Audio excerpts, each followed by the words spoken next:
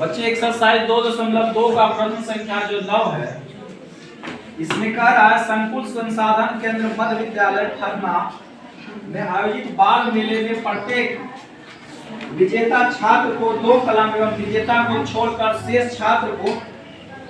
शेष सभी प्रतिभागियों को 1 कलम दिया गया। यदि 100 छात्रों के बीच 120 कलम दिए गए तो विजेताओं की संख्या ज्ञात है। ये जो बोला संकुल संसाधन केंद्र, इसी को कहते हैं सीआरसी। ये गोल वाला जो बिल्डिंग बना रहता है इसी को सीआरसी करते हैं। जो बना हुआ है बगल में है ना, बना हुआ क्लास 5, उसी को हम सीआरसी बोलते हैं। उसमें बिल्डिंग होता है, ठीक है। तो संकुल संसाधन केंद्र में क्या हुआ, उसके अंतर्गत 5-6 विद्यालय आते हैं एक संकुल के अंदर में, सीआरसी के अंदर। तो सभी 5-6 विद्यालय से बच्चों को बुलाया गया और एक प्रतियोगिता आयोजित की गई कि जो प्रतियोगिता में जीतेगा उसे 2 पेन दिया जाएगा, और जो नहीं भी जीतेगा, केवल भाग लेगा, उसे भी 1 कलम दिया जाएगा। तो सभी आसपास के जो 8 विद्यालय जो इस संकुल में आते थे, सभी 8 विद्यालय से बच्चे आए। तो बच्चों की कुल संख्या हो गई, बच्चे कितना 100, और कलम था कितना 120। और बांटना है कि जो जीत जाएगा उसे 2 कलम देंगे, और जो नहीं जीतेगा उसको भी उदास नहीं करना, उसे भी 1 कलम दे देंगे, ठीक है। तो अगर बच्चे की संख्या 100 है और कुल कलम की संख्या 120 है, तो हमको बताए थे कि इसमें पूछ रहा विजेता की संख्या, तो जो पूछेगा उसी को मान लेना है। जो पूछेगा तो पूछा है इसमें विजेता की संख्या, तो मान लेंगे। माना कि विजेताओं की संख्या कितना x, तो विजेता की संख्या x है और एक विजेता को देते हैं कितना कलम 2 कलम। तो विजेताओं में दिए गए कलम की संख्या मतलब 2 गुना x 2x। विजेताओं को कलम दिया गया 2x। अब चलते हैं तथा शेष छात्रों की संख्या, तो शेष छात्र की भी निकालेंगे। तो शेष छात्र कितना, कुल छात्रों की संख्या है 100, अब विजेता छात्रों की संख्या कितनी माने x। 100 में से अगर जो विजेता को घटा देंगे तो शेष छात्र जो बचेगा, जो प्राइज नहीं जीता, उसकी संख्या निकल जाएगा। Yes sir, 100 minus x। अब बोलता है कि अगर जो नहीं जीता उसको भी कितने कलम देंगे, 1 कलम देंगे। तो शेष छात्रों को दिए गए कलम की संख्या बराबर 100 माइनस x गुना 1। 100 माइनस x कलम देंगे। जो हार गया बच्चा, जो नहीं जीता, जो जीता उसे मिला है 2x, और 2x मतलब जीता और नहीं जीता, दोनों को जब जोड़ देंगे तो कुल कलमों की संख्या हो जाएगी। हाँ सर। जीता जो कलम, जितना कलम बांट दिए जीते हुए बच्चे में, और जो बच्चा नहीं जीता उसको भी हम कलम दिए, जब दोनों को जोड़ देंगे तो कुल कलमों की संख्या हो जाएगी। तो पहला वाला को मान लेते हैं समीकरण 1 और दूसरा वाला को समीकरण 2। अब आगे चलते हैं, समीकरण 1 और 2 से हल करते हैं। पहला जो जीता था उसे 2x कलम मिला, और जो जीता नहीं था उसे 100 माइनस x कलम मिला। जब कलम जीता और नहीं जीता दोनों को जोड़ेंगे तो कुल कलमों की संख्या 120। अब x बराबर बच्चे 2x में से x जाएगा तो x बचेगा, और 120 में से x इधर 100 घटा देंगे तो बचेगा 20, मतलब x बराबर 20। तो नीचे में लिख लेंगे, अतः विजेताओं की संख्या बराबर कितना 20। x बोल रहा है, विजेताओं की संख्या बराबर कितना 20। आज ये वाला खत्म ही कर लेते हैं। एक और प्रश्न है, जाओ। इस तरह से बच्चे हम प्रश्न संख्या 10 की ओर धीरे धीरे अग्रसर है। प्रश्न संख्या 10 में आयु से संबंधित प्रश्न है। इसे अंग्रेजी में बोलते हैं age relation. Age relation based question, आयु संबंधी प्रश्न। ये आगे के क्लास में भी आपको इस तरह के प्रश्न देखने को मिलेंगे, और ये प्रश्न आपको प्रतियोगी परीक्षाओं में भी मिलते हैं, जहां से नौकरियां मिलती है, जॉब मिलता है। नौकरियां मिलने के लिए इस तरह के प्रश्नों को आपको पल भर में हल करना पड़ता है। वो आगे पढ़ेंगे, वो ट्रिकिंग मेथड होता है, ठीक है। आपको अभी पास करने के लिए एग्जाम इसी तरह के प्रोसेस के द्वारा हल करेंगे। तो प्रश्न है आयु संबंधी प्रश्न। ये चैप्टर है एक पूरा गणित का, एज बेस्ड गणित का ये चैप्टर है, एज बेस्ड प्रॉब्लम। तो बच्चे इसमें जो प्रश्न है, पहले 10 नंबर में एक ही प्रश्न दिया है, कहता है रवि के पिता की वर्तमान उम्र, रवि के वर्तमान उम्र के तिगने से 5 वर्ष अधिक है। तो इसको बार बार पढ़ेंगे और इसकी भाषा को समझेंगे, क्योंकि जब भी भाषाई प्रश्न लैंग्वेज बेस्ड प्रॉब्लम करते हैं तो हमेशा भाषा पे ध्यान देंगे। तो कहता है रवि का पिता का उम्र, रवि के उम्र का 3 गुना से 5 वर्ष अधिक है। अगर जो रवि का उम्र मुझे मालूम हो जाए तो उसका पिता का उम्र मिल जाएगा। इसलिए अगर रवि का उम्र मुझे मालूम होगा तो उसका पिता का उम्र मिलेगा, इसलिए हम रवि का ही उम्र मान लेते हैं।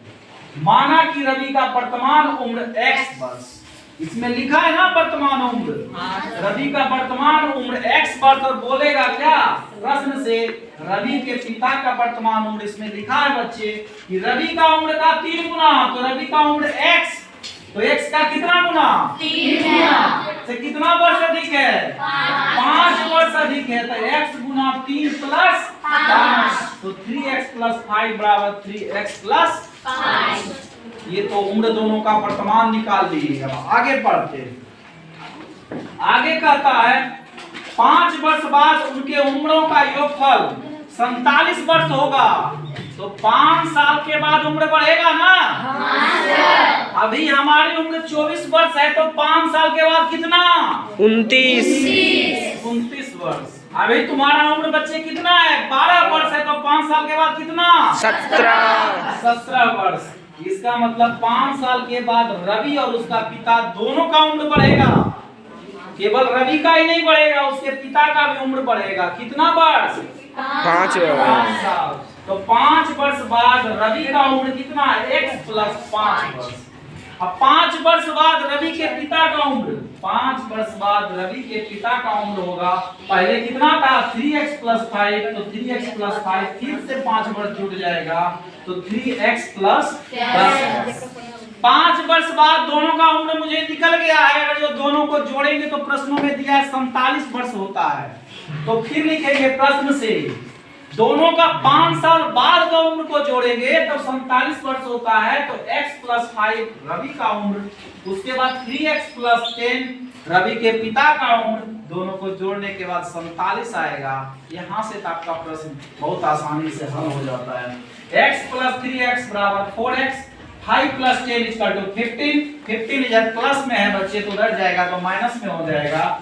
47 माइनस 15, 47 माइनस 15 इक्वल टू 32। 32 आएगा इधर 4 मल्टीप्लाई बाय x है तो इधर डिवाइडेड बाय x इसके साथ हो जाएगा।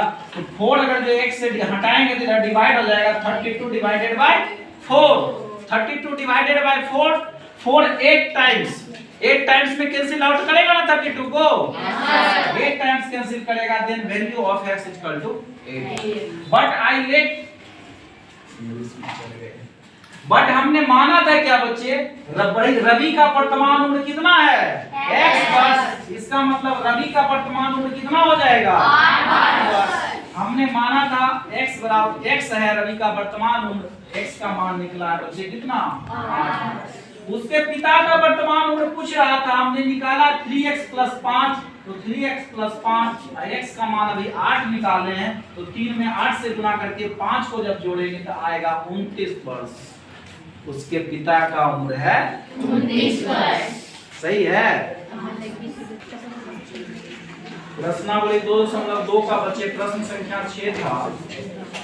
यह एक बहुत ही अच्छा प्रश्न है। इस प्रश्नों को समझना इसलिए जरूरी नहीं है कि केवल हमारे ये किताब की प्रश्न है, ये हमारे जो दैनिक कार्य करते हैं उसमें भी इस तरह के प्रश्न आते हैं। खरीद फरोख्त जो करने के लिए आप बाजार जाते हैं तो इस तरह के प्रश्न का आपको सामना करना पड़ सकता है ना। उसके बाद ये प्रतियोगिता परीक्षा में भी एक अच्छा सा प्रश्न है। प्रतियोगी परीक्षाओं में भी इस तरह के प्रश्न आते हैं। तो ये प्रश्न है क्या समझने की कोशिश करना। ये प्रश्न संख्या 6 है। ये बच्चे प्रश्न संख्या 6 है, एक्सरसाइज 2.2 का।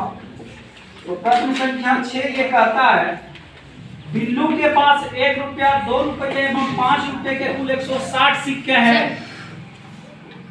1 रुपया का सिक्का, 2 रुपया का सिक्का और 5 रुपया का सिक्का है। और कुल सिक्कों की संख्या कितनी है बच्चे 160 ये प्रश्न में दिया है। आगे कहता है जिनका कुल मूल्य 300 रुपया है, सिक्कों का कुल मूल्य 300 रुपया है। अब देखो मूल्य और संख्या में क्या अंतर हो रहा है। 2 रुपया का एक सिक्का है तो उसका मूल्य कितना है? 2 रुपया। 2 रुपया का 2 सिक्का तो उसका मूल्य कितना है? 4 रुपया। इसी तरह से 2 रुपये का अगर जो 5 सिक्का है तो उसका मूल्य कितना है? 10 रुपया। उसी तरह से 160 सिक्कों का मूल्य है 300। अब आगे कहता है यदि 2 रुपए के सिक्कों की संख्या 5 रुपए के सिक्कों की संख्या के 3 गुनी हो तो उसके पास प्रत्येक प्रकार के कितने सिक्के हैं? मतलब 2 रुपयों की जो सिक्कों की संख्या होगी वो 5 रुपए के सिक्कों की संख्या की कितना गुना? 3 गुना हो। तो यहाँ से संबंध किसके साथ बन रहा है? 5 और 2 में।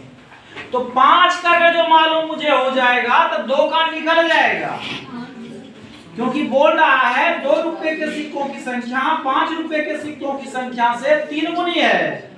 तो जिससे 3 गुना है उसको मानेंगे ना।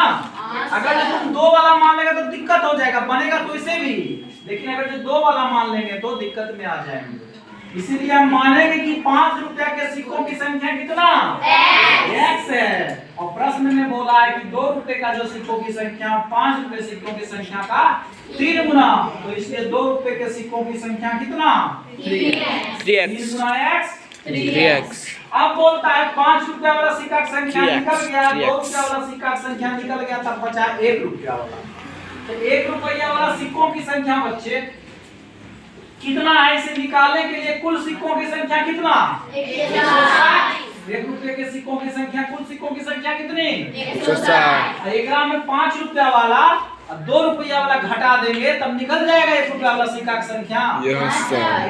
5 रुपया वाला सिक्का की संख्या x है और 2 रुपया वाला सिक्का की संख्या 3x है। 3x प्लस x 4x जब घटाएंगे तो ये निकल जाएगा 1 रुपये के सिक्कों की संख्या। तो दिक्कत नहीं। अब देखो 5 रुपए वाले सिक्कों का मूल्य, अभी मूल्य की चर्चा किए थे ना, मूल्य की चर्चा किए थे ना, संख्या गुना उसका मूल्य। तब 5 रुपया के वो सिक्का रहेगा तो उसका मूल्य कितना? 5 रुपया। 5 रुपया। 5 रुपया 2 सिक्का रहेगा तो उसका मूल्य 10 रुपया। उसी तरह से 5 रुपए का एक सिक्का है तब 5 गुना x 5 रुपया हो जाएगा। 5 रुपए वाले सिक्कों का मूल्य 5x रुपया हो जाएगा। ठीक उसी प्रकार 2 रुपए वाले सिक्कों का मूल्य, एक सिक्का का मूल्य 2 रुपया है तो कुल सिक्कों की संख्या कितनी है? 3x। तो 2 गुना 3x बराबर 6x रुपया। उसी तरह से बच्चे कौन सा 1 रुपए वाले सिक्कों का मूल्य, 1 रुपया एक सिक्का का मूल्य कितना होता है? 1 रुपया। तो सिक्कों की संख्या में उसका मूल्य गुना कर देंगे। 160 माइनस 4x गुना 1 बराबर 160 माइनस 4x। अब सभी सिक्कों का मूल्य निकल गया और यहाँ पे कुल मूल्य दिया है कितना? 300। तो सब मूल्य को जोड़ देंगे। समीकरण 1 2 और 3 का 1 2 और 3 के मूल्यों को जब जोड़ेंगे तो टोटल मिला कितना होगा? 300 रुपया। मतलब ये 5 रुपया वाला 5x, 2 रुपया वाला 6x और 1 रुपया वाला 160 माइनस 4x को जब जोड़ेंगे तो आएगा 300 रुपये। कुल सिक्का का मूल्य जोड़ देंगे 300 रुपया होगा ना। उसके बाद 5x प्लस 6x और माइनस 4x। तो 5 प्लस 6 11 11x। 11 में से 4 जब घटाएंगे तो बच्चे कितना आएगा? 7। अब देखना इधर 300 रुपया है, 300 रुपया इधर कितना? 160। 160 उधर घटाएंगे कितना आएगा? 140 और 7x के साथ गुना है तो 7 इधर जाएगा तो भागा 7 से कितना बार में कटेगा? 20 बार में। 20 बार में। मतलब x बराबर 20 और x माने थे किसको? 5 रुपए के सिक्कों की संख्या। इसका मतलब बच्चे 5 रुपए की सिक्कों की संख्या कितनी हो जाएगी? 20 हो जाएगा। अब क्या है? अब 1 रुपया वाला सिक्कों की संख्या की ओर चलते हैं तो 160 माइनस कितना था? 4x। तो 160 और x का वैल्यू निकाला है 20, तो 20 गुना 4 कितना? 80। 160 में से 80 जाएगा कितना बचेगा? 80। मतलब 1 रुपये के सिक्कों की संख्या 80। अब चलते हैं 2 रुपये वाले सिक्कों की संख्या। 2 रुपये वाले सिक्कों की संख्या कहाँ लिखे हैं? 3x लिखे है ना। तो 2 रुपए वाले सिक्कों की संख्या 3x और x का मान हम निकालें 20। 20 को जब 3 से गुणा करेंगे तो 20 दिया 60। तो 2 रुपए वाले सिक्कों की संख्या 60। इस तरह से आपका ये चैप्टर आज खत्म हो गया। इस तरह का वीडियो पाने के लिए आपको क्या करना पड़ेगा? Like and subscribe. लाइक और सब्सक्राइब करना पड़ेगा। आज की क्लास के लिए धन्यवाद।